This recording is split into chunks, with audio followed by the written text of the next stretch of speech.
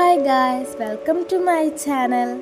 അപ്പോൾ നമ്മൾ ഇന്ന് പോകുന്നത് ഉടുപ്പി ശ്രീകൃഷ്ണ ടെമ്പിളിലേക്കാണ് കേട്ടോ.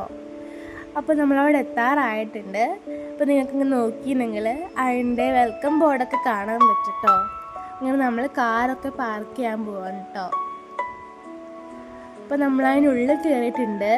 ഒരുപാട് സ്റ്റാച്യൂസും കാര്യങ്ങളൊക്കെ നിങ്ങൾക്ക് കാണാൻ പറ്റും കേട്ടോ. ഇവിടെ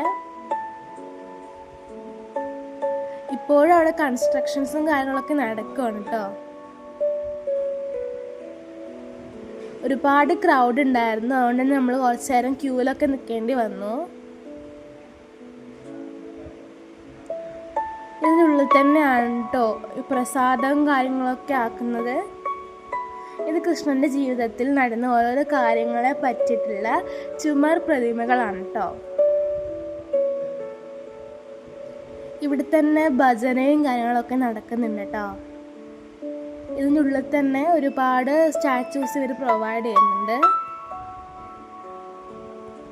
കാരണം ശരിക്കൊരു കൃഷ്ണന്റെ വീട് പോലെ തന്നെ ഉണ്ട് കേട്ടോ. ഇത് ലഞ്ചും ഡിന്നറൊക്കെ കഴിക്കുന്ന സ്ഥലമാണ് കേട്ടോ. അതായത് അന്നപ്രസാദം കഴിക്കുന്ന സ്ഥലം. ഇത് അവിടെ തന്നെയുള്ളൊരു കുളമാണ് കേട്ടോ. അതിൻ്റെ നടുക്കായിട്ട് ഒരു അമ്പലം പോലെ ഇവരാക്കിയിട്ടുണ്ട്.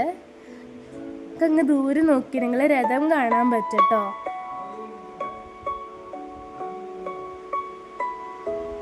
ഒരുപാട് മീനും കാര്യങ്ങളൊക്കെ ഇവിടെ ഉണ്ട്.